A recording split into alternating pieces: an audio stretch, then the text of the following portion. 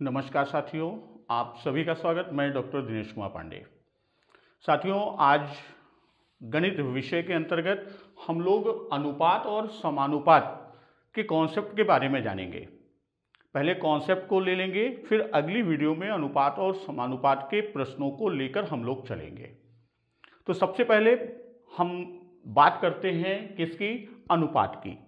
तो व्यवहारिक जीवन में हम लोग प्रतिदिन छोटा बड़ा, हल्का भारी, मोटा पतला आदि तुलनात्मक शब्दों से हमारा पाला पड़ता रहता है। तो यहाँ पर जो तुलनात्मक शब्दों का हम सामना करते हैं, तो एक शब्द हमको मिलता है तुलना, कंपैरिजन। तो जो हम तुलना की बात करते हैं, तो तुलना हम दो रूपों से यानी दो प्रकार से तुलना की बात करते हैं। पहला हम कहते हैं अंतर के माध्यम से। ये तुलना दो रूपों से करते हैं। पहला तुलना हम किससे करते हैं? अंतर के माध्यम से। और दूसरा तुलना का जो रूप हमें मिलता है वह किस रूप में? कि कितने गुना, कितने गुना। अब यह कितने गुना की जो हम बात करेंगे कि कितने गुना वह उससे बड़ा है या उससे छोटा है या उससे हल्का है या उससे भारी है। तो इस तरह हम तुलना का रूप देखते हैं। कौन किससे कितने गुना बड़ा है, हल्का है, छोटा है, भारी है, अधिक है, कम है। तो ये जो तुलना की बात करते हैं, तो अब यहां पर एक प्रश्न ये आता है कि हम तुलना की बात कर रहे हैं, अब इन दोनों में किसमें? इन दोनों में अंतर की बात करें या गुणे की बात करें, तो इन दोनों में कौन उपयुक्त होगा तुलना करने के लिए? अब यहां हमारे सामने एक प्रश्न उठता है कि इन दोनों में कौन उपयुक्त होगा। तो अब यहां पर यह हम जान लें कि जब हम अंतर के माध्यम से बात करते हैं, अगर गुणात्मक अंतर कम है, तुलना अंतर के माध्यम से हम कब करेंगे? जब क्या होगा? जब गुणात्मक अंतर कम होगा। गुणात्मक अंतर कम होगा, उस समय हम अंतर के माध्यम से तुलना की बात करेंगे। और कितने गुना यानी गुणे के रूप में जब गुणात्मक अंतर अधिक होगा। गुणात्मक अंतर अधिक होगा। अब जैसे वो हजार, लाख या कई डिजिट्स में है, तो वहां पर हम अंतर के माध्यम से उसका, जैसे अगर हम ये कहें कि राम की आयु 10 वर्ष और उसके पिता की आयु 50 वर्ष, तो यहां गुणात्मक अंतर कम है, तो हम इसमें तुलना कर लेंगे कि वह 10 वर्ष और दूसरा 50 वर्ष है, तो दोनों के बीच 40 का अंतर है। वहीं ये कह दें कि कोई वस्तु है जिसका भार 109 किलोग्राम है और दूसरी वस्तु है उसका भार 2 कुंटल 7 किलो। अब इनका अंतर हमको ज्ञात करना होगा, तो इनके बीच का गुणात्मक अंतर बहुत अधिक है, तब हम उसे कितने गुना के रूप में हम उसकी तुलना करते हैं। तो यही जो हम तुलना करते हैं, तो भाग द्वारा तुलना करना क्या कहलाता है? अनुपात कहा जाता है। हम इसको इस तरह से समझें कि अनुपात क्या है? कि भाग द्वारा तुलना करना। भाग द्वारा तुलना को ही हम क्या कहते हैं? को अनुपात कहते हैं। भाग द्वारा तुलना को अनुपात कहा जाता है। यह तो एक सामान्य परिभाषा हो गई कि भाग द्वारा तुलना को हम क्या कहते हैं? हम उसी को अनुपात कहते हैं। जैसे हम ये कह दें कि रमेश ने क्रिकेट के खेल में कितने रन बनाया? 14 रन बनाए। और सुरेश ने उसी मैच में 56 रन बनाए। तो अब यहां पर प्रश्न होगा कि सुरेश ने रमेश से कितने गुना ज्यादा रन बनाया। तो यहां हम भाग द्वारा ये कर देंगे कि सुरेश के रन में से हम रमेश के रन को भाग दे देंगे तो ये 14 चौको 56 यानी 4/1। तो ये कहेंगे कि सुरेश कितना 4 गुना रन ज्यादा बनाया।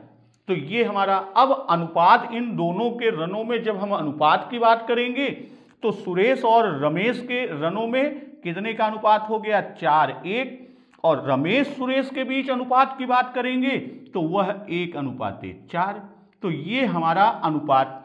अब इसको थोड़ा सा और समझ लें कि जब ये हम अनुपात की बात करते हैं तो अनुपात में हमको ये ध्यान देना होगा कि दो समान राशि, पहली चीज ये कि दोनों राशियां समान होनी चाहिए, समान इकाई की होनी चाहिए।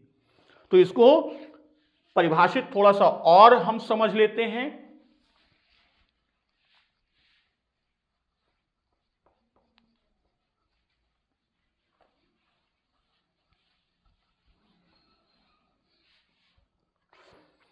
कि दो समान राशियों को कितना गुने के रूप में, दो समान राशियों को कितना गुना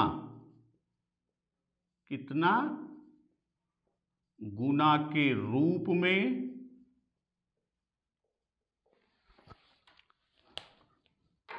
कितना गुना के रूप में व्यक्त करने को अनुपात कहते हैं।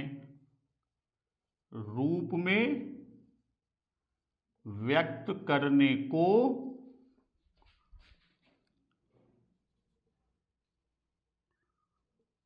करने को अनुपात कहते हैं। और यहां एक चीज और, ये जो अनुपात कहते हैं तो अनुपात को किस चिन्ह से प्रदर्शित करते हैं, तो अनुपात का चिन्ह वो आपका 2 बिंदी बिल्कुल ऊपर नीचे। तो ये हमारा क्या हो जाएगा, ये अनुपात का चिन्ह है। अब इसी परिभाषा को हम दूसरे रूप में भी समझ सकते हैं, इसी अनुपात को, कि अनुपात दो संख्याओं की भाग द्वारा तुलना है। अनुपात क्या है, इसी को दूसरे रूप में समझें कि अनुपात दो संख्याओं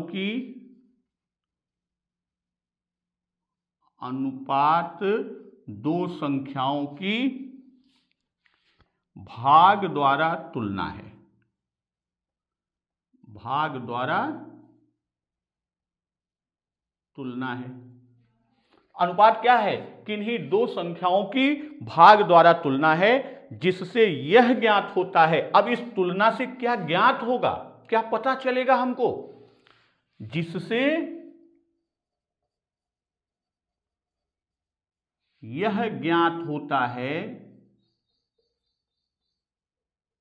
जिससे यह ज्ञात होता है कि एक संख्या दूसरे संख्या से, कि एक संख्या दूसरी संख्या से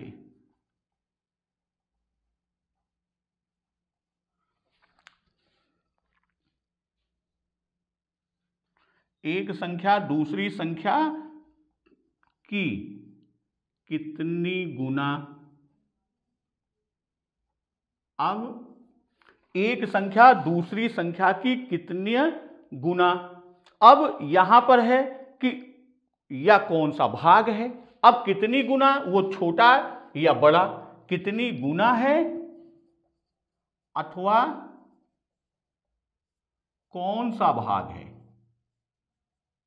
कितनी गुना अथवा कौन सा भाग है। तो ये अनुपात क्या है, हम लोगों ने अनुपात क्या है के बारे में समझा। अब यहां पर हम इस तरह से समझें कि यदि कोई संख्या a है, यदि एक संख्या क्या है, यदि एक संख्या a और दूसरी संख्या b है, और दूसरी संख्या क्या है, दूसरी संख्या b है। अब हमारे पास दो संख्याएं हैं a और b। लेकिन यहां पर ये आप जरूर ध्यान रखिएगा, जिसमें a और b यह जीरो ना हो, is not equal to zero, यानी a और b दोनों संख्याएं शून्य न हो। यह विशेष ध्यान रखना है कि यदि एक संख्या a और दूसरी संख्या b है और जिसमें से a और b शून्य न हो, तो उस स्थिति में दोनों संख्याओं का अनुपात ज्ञात करने के लिए हम क्या करेंगे कि हम दोनों संख्याओं का अनुपात ज्ञात करने के लिए क्या करते हैं, दो संख्याओं का भाग द्वारा तुलना। किसके द्वारा? भाग द्वारा तुलना है। तो हम अनुपात ज्ञात करने के लिए इन संख्याओं का हम क्या करेंगे, a बटे b, और इसको लिख सकते हैं a अनुपाते b। इस तरह हम इन संख्याओं का अनुपात ज्ञात करते हैं। अब यहां पर अगला चीज,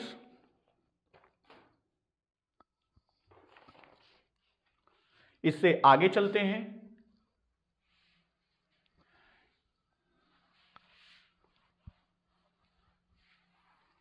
जो चीजें मैं बता रहा हूं इसका शॉर्ट नोट्स अभी इसका पीडीएफ दिनेश सर ऑफिशियल, जिससे आप लोग जुड़े हैं, दिनेश सर ऑफिशियल हमारा ऐप, उस पर इसके नोट्स, शॉर्ट नोट्स अभी हम डाल देते हैं। इसके बाद अब बात करते हैं कि जैसे a अनुपाते b, ये हमारे पास एक अनुपात है, तो इसमें a क्या है, इसमें a अनुपाते b में, इस तरह से समझें कि a अनुपाते b में a क्या है, a पहला पद या पूर्व पद, और b क्या है, यह दूसरा पद, या इसी को हम क्या कहते हैं, इसी को उत्तर पद। a अनुपाते b में a पहला पद है और b दूसरा पद, a पूर्व पद या b उत्तर पद, ये अनुपात में। अब अनुपात के लिए ये विशेष ध्यान रखिए कि दो राशियों में अनुपात ज्ञात करने के लिए इसमें से कोई भी पद शून्य नहीं होना चाहिए। वह चीज ये कि इनमें कोई भी पद शून्य नहीं होना चाहिए, यानी a और b, यानी अनुपात का पूर्व पद या उत्तर पद में से कोई भी पद शून्य नहीं होना चाहिए। इसके बाद दो राशियों का अनुपात ज्ञात करने के लिए दोनों की इकाई समान होना चाहिए, यानी पहली चीज कि दोनों पद में से कोई भी शून्य ना हो, दोनों पद में से कोई भी पद शून्य ना हो, पहली शर्त। दूसरी शर्त क्या है कि दोनों पद समान इकाई में हो, दोनों पद समान राशि या इकाई में हो। इसका मतलब क्या है, जैसे अगर ये कह दिया जाए कि 1 रुपये 50 का, या और 1 रुपये 50 और 75 का अनुपात, इसका अनुपात हमको ज्ञात करना है। तो इसका अनुपात ज्ञात करने के लिए हमको क्या करना होगा, पहला पद हमारा 1 रुपये 50 है और दूसरा 75 पैसे, यानी एक की इकाई पैसे और रुपए में है, दूसरा पैसे में है, या तो हम दोनों को पैसे में बदल दें या दोनों को रुपए में बदल दें। तो हम क्या करेंगे, ये पैसे में है तो 1 रुपये 50 को हम पैसे में बदल देते हैं, तो 1 रुपये के स्थान पर 100 पैसे और 50 पैसे, और दूसरी तरफ अनुपात हो जाएगा 75 पैसे। तो ये 150 अनुपाते 75, यानी 2 अनुपाते 1। और एक चीज यहां ध्यान रखिएगा, अनुपात में कोई भी मात्रक नहीं होता, अनुपात की इकाई नहीं होती, अनुपात बिना इकाई के चलता है। एक अब कभी कभी प्रश्न पूछ लेता है कि अनुपात का व्युत्क्रम क्या होता है, यहां कभी कभी आपका प्रश्न बनता है।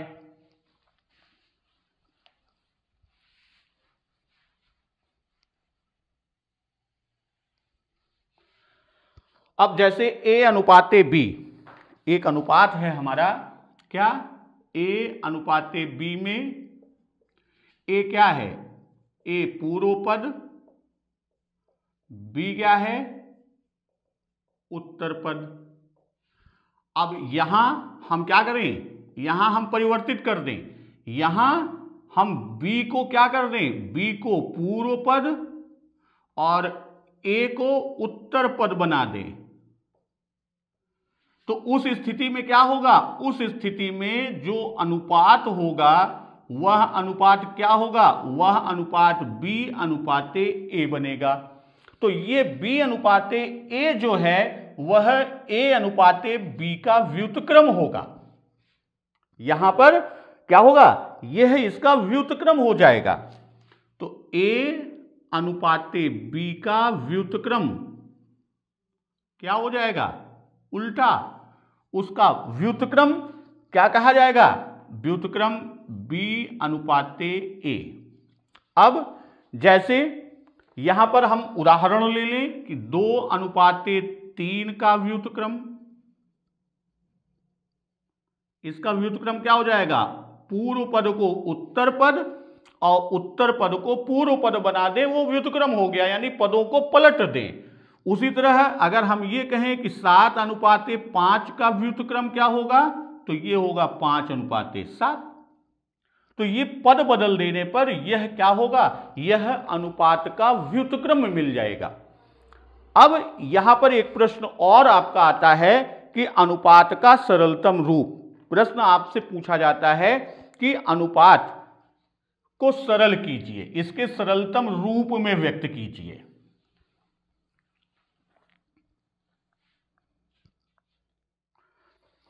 किसी अनुपात, कोई भी हमारा अनुपात है, अनुपात का जब हमें सरलतम रूप निकालना होता है, सरलतम रूप निकालने के लिए क्या करते हैं, जो दोनों पद हैं, दोनों पद के महत्तम समापवर्तक से के मासा से हम क्या कर देते हैं, से दोनों पदों का भाग कर देते हैं, दोनों पदों में भाग देते हैं। तो जो हमें परिणाम मिलेगा वह उस अनुपात का सरलतम रूप मिलेगा। अब यहां पर जैसे हम एग्जाम्पल ले 36 अनुपाते 24, ये एक अनुपात है और ये कहा जाए कि इस अनुपात का सरलतम रूप आप निकालिए। तो अब यहां 36 और 24, 36 और 24 का मासा कितना होगा, HCF। तो इन दोनों का मासा आप निकालेंगे तो इन दोनों का मासा 12 आएगा। अब फिर क्या कहता है, दोनों पद के मासा, हमको मासा मालूम हो गया, दोनों पदों में भाग दे दें तो ये क्या हो जाएगा, 36/12 अनुपाते 24/12। तो 12 तिहाई 36 और 12 दूनी 24, यानी इसका सरलतम रूप क्या होगा, इसका सरलतम रूप 3 अनुपाते 2 है। ये तो मासा, अगर मासा मान लीजिए हमको मासा भी निकालना नहीं आता, भाई एक स्थिति ये बन सकती है कि मासा हमको निकालना नहीं आता, तो हम क्या करेंगे, अभाज्य संख्याओं से हम उसका भाग देना शुरू कर देंगे। जैसे हम इसका उदाहरण इधर ले रहे हैं कि जैसे 36 अनुपाते 24 है, तो यहां दोनों पदों में 36 अनुपाते 24 में पूर्व पद 36 है और उत्तर पद क्या है, 24 है। तो इसके प्रत्येक पद में 2 से भाग देने पर, अब इसमें 2 से भाग दे देंगे तो क्या आ जाएगा, 18 अनुपाते 12। अब पुनः हम क्या करेंगे, पुनः प्रत्येक पद में 2 से भाग दिया, अभी 2 से कट रहा है तो 2 9 18, 2 6 12। अब 2 से नहीं कटेगा, अगला अभाज्य संख्या कौन सी है, 3 है, तो पुनः प्रत्येक पद में 3 से भाग देने पर हमें क्या मिला, 3:2 और ये उत्तर वही आएगा जो उत्तर आपका यहां आया।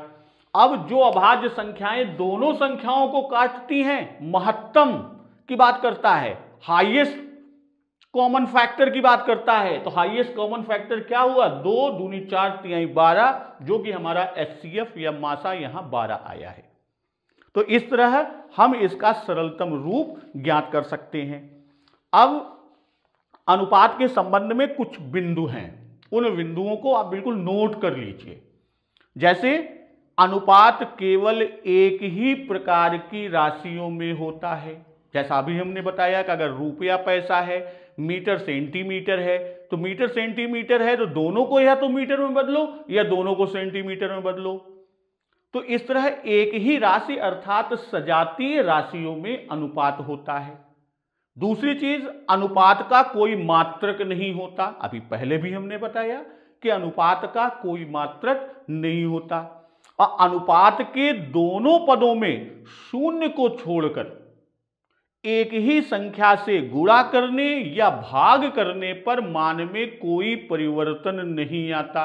जैसे मान लीजिए हमने संख्या यही लिया 3:2, दोनों तरफ 2 से गुणा कर देंगे तो 6:4, दोनों तरफ फिर 2 से गुणा कर देंगे तो 12:8, पुनः 3 से गुणा कर देंगे तो 36:24 है वही, उसका सरलतम रूप करेंगे तो वही रूप मिलेगा।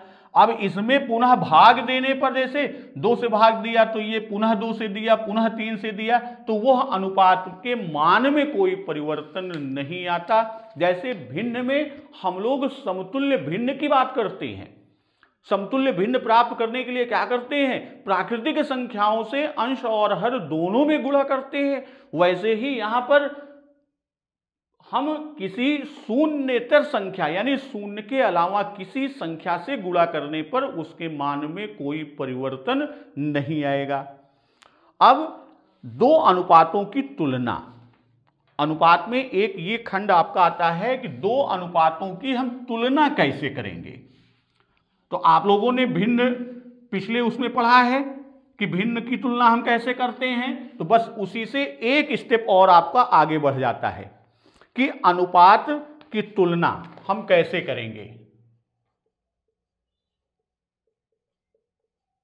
अनुपातों की तुलना हम कैसे करेंगे? तो अनुपातों की तुलना के लिए पहले हम क्या करेंगे?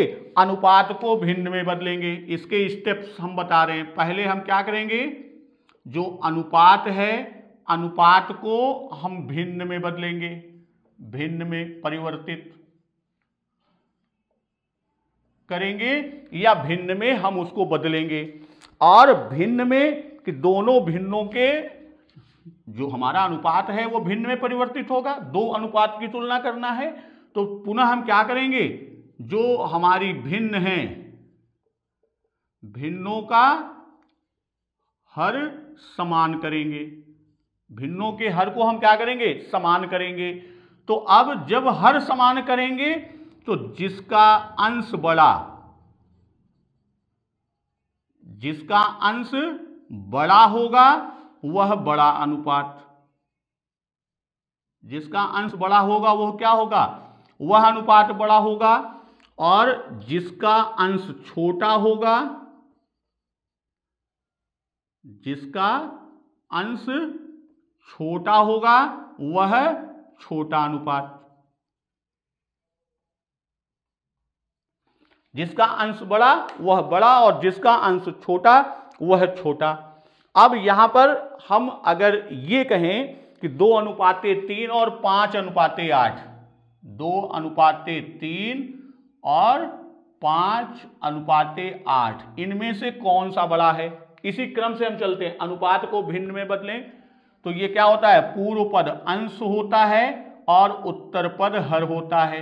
2/3 और ये हो जाएगा 5/8। अब हम क्या करेंगे? हर को बराबर करेंगे तो लासा 24 आ गया, तो 3×8 = 24, 8 दूनी 16 और ये 8 × 3 = 24, तो 5 × 3 = 15। यानी इसका अंश क्या है, बड़ा है, इसलिए क्या होगा, बड़ी भिन्न है तो 2:3 बड़ी भिन्न है, तो 2:2/3 बड़ी भिन्न, तो 2:3 क्या होगा, यह बड़ा अनुपात बनेगा और यह क्या होगा, यह छोटा अनुपात। तो इस तरह हम भिन्न अलग अलग अनुपातों में हम उनकी तुलना कर सकते हैं कि कौन सा अनुपात बड़ा है या कौन सा अनुपात छोटा है। नोट कर लीजिए, फिर समानुपात देखते हैं।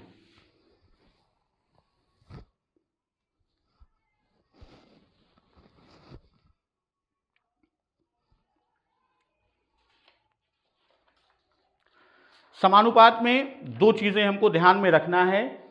पहली चीज कि जब ये हमारे अनुपात होते हैं, अगर दोनों अनुपात समान हैं, जैसे नाम से ही हम देखते हैं समानुपात, तो इसका अगर हम संधि विच्छेद करते हैं, ये दो शब्दों से मिलकर बना है, एक है सम और दूसरा है अनुपात।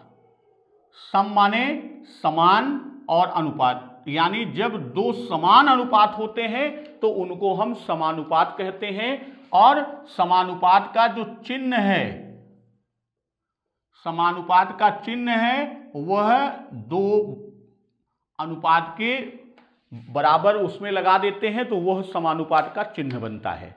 और इस तरह समानुपात की जब हम बात करते हैं तो इसमें जैसे मान लीजिए हमने लिया कि 2:4 समानुपाते 3:6, ये हमने दो अनुपात लिया। अब यहां पर देखिए कि दोनों अनुपात समान है कि नहीं है। भाई इसको सरलतम रूप में लिखिए, 2 1 2 2 दूनी 4 1:2 बना, और इसको लेंगे तो 3 1 3 3 दूनी 6 1:2, यानी 1:2 1:2, दोनों अनुपात समान है, इसलिए यह समानुपात है। अब इसमें एक चीज ये जानिए कि इसको हम क्या कहते हैं, ये हमारा मध्य पद कहलाता है। और 2 और 6 बाहरी पदों को हम इसी को बाह्य पद भी कहते हैं। इसी को क्या कहते हैं, बाह्य पद, बाहरी पद या बाह्य पद। अब यहां पर ये जान लीजिए बाह्य पद कौन कौन से हैं। बाह्य पद 2 और 6 हैं, और इसमें मध्य पद कौन से हैं, मध्य पद आपका 4 और 3 है। इस पर आपके प्रश्न भी बनते हैं, आपका 1 अंकीय, अतिलघुत्तरी और वस्तुनिष्ठ प्रश्न इससे आपके बहुत पूछे जाते हैं। अब इसमें से कोई एक पद छिपा देंगे, हाइड कर देंगे, वहां बॉक्स या बिंदी रख देंगे, कोई मान रख देंगे काखा XY, और पूछेंगे उसका मान कितना आएगा। उसको ज्ञात करने के लिए आपका एक सूत्र होता है। वह सूत्र क्या है कि बाह्य पदों का गुणनफल, बाह्य पदों का गुणनफल बराबर मध्य पदों का गुणनफल। बाह्य पदों का गुणनफल बराबर मध्य पदों का गुणनफल। बाह्य पदों का गुणनफल और मध्य पदों का। अब आप देखिए कि क्या यह जो समानुपात उदाहरण में हमने लिया है, यह समानुपात इसको संतुष्ट करता है। अब जैसे यहां पर बाह्य पदों का गुणनफल कौन कौन से है, 2 और 6, तो ये हो जाएगा 2 × 6 बराबर मध्य पदों का गुणनफल 4 और 3 है, तो 4 × 3 2 छंग 12 और 4 तिहाई 12, ये संतुष्ट कर रहा है। तो अब यहां आपका जो प्रश्न मिलता है, यह प्रश्न आपका मिलेगा कि जैसे मान लीजिए यही प्रश्न आपका है, इसी को हम करते हैं कि 2:x समानुपाते 3:6, तो यहां पर प्रश्न पूछ लेगा कि x का मान क्या होगा। तो भाई मध्य पदों का गुणनफल बराबर बाह्य पदों का गुणनफल, तो ये हो जाएगा 2 × 6 बराबर x × 3, तो x बराबर 2 × 6/3, 3 दूना 6, तो x बराबर 2 × 2, तो x का मान कितना आ गया, x का मान 4। देखिए x का मान 4, तो इस तरह का प्रश्न आपको 1 नंबरी, अति लघु उत्तरी या वस्तुनिष्ठ में इस तरह के आपको प्रश्न मिलते हैं। और शाम को आपको हम इस पर कम से कम 10 से 15 प्रश्न का अभ्यास का वीडियो देते हैं। तो नमस्कार। इसी तरह आपकी परीक्षा, विशेषकर डीएलएड 3rd सेम के जो हमारे साथी हैं, उनकी परीक्षा के पहले हम आपको जो आपके 12 चैप्टर हैं उसमें से जो मेन 8-9 चैप्टर हैं उनका कॉन्सेप्ट और उस पर आधारित प्रश्नों को आपको हम हल करा देंगे। और ये विश्वास दिलाते हैं कि अगर आप इन प्रश्नों को हल कर लेंगे और साथ में आपको मॉडल पेपर भी कराएंगे तो उससे आपको 25 में कम से कम 18 से 20 अंक का प्रश्न मिल जाएगा। तो पुनः अगली वीडियो के साथ मिलते हैं। तब तक नमस्कार। वंदे मातरम।